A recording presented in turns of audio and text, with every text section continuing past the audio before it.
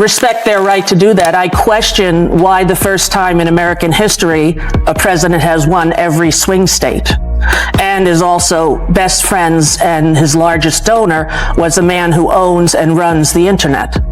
So I would hope that that would be investigated and that we would see whether or not it was an anomaly. Donald Trump reportedly erupted after Rosie O'Donnell delivered a series of explosive claims about him on live television and across social media. What she alleged about his health appears to have struck a nerve, prompting Trump to lash out and even threaten to revoke her citizenship, something a president does not have the legal authority to do. Over several months, Rosie has repeatedly questioned Trump's mental sharpness and overall health, making serious allegations that quickly spread online. His public responses and heated reactions have only intensified the controversy. In this breakdown, we're examining the key claims Rosie made, why they gained traction, and how Trump responded.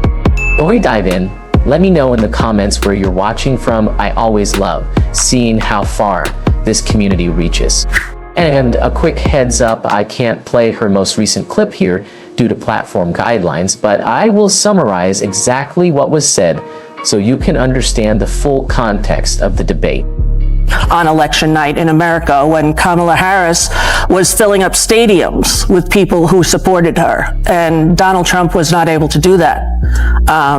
So it's curious to me, and as an American and a believer in democracy, I would hope that we would be able to look at all of... The escalation began when Donald Trump, then serving as president, posted on Truth Social that he was giving serious consideration to revoking Rosie O'Donnell's citizenship, calling her a threat and suggesting she remain in Ireland. The statement immediately sparked controversy. O'Donnell was born in Long Island, New York, and under the 14th Amendment, citizenship by birth cannot be revoked by presidential decree. Constitutional scholars quickly pointed out that a president has no legal authority to strip a natural-born citizen of that status. Rosie, who had relocated to Ireland earlier that year, responded publicly and forcefully. She rejected Trump's remarks and framed them as an attack on dissent. Her response emphasized her identity, her right to speak freely, and her opposition to Trump's leadership.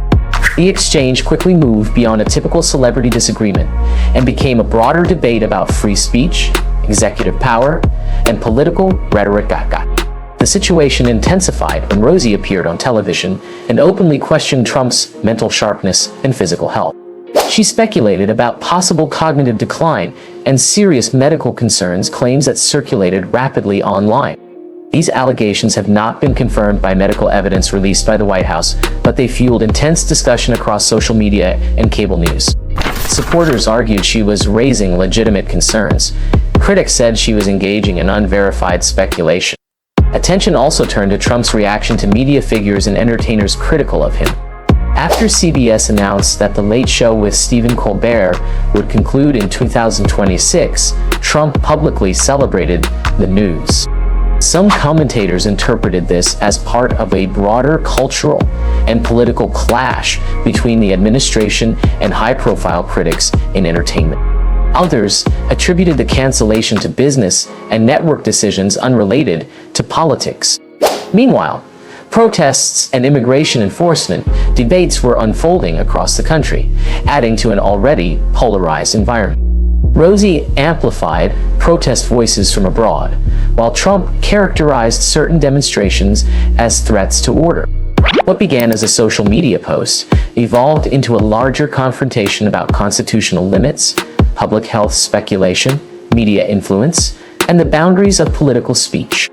At its core, the controversy highlights how rapidly rhetoric from both elected officials and public figures can escalate into national debate in today's hyper-connected media landscape.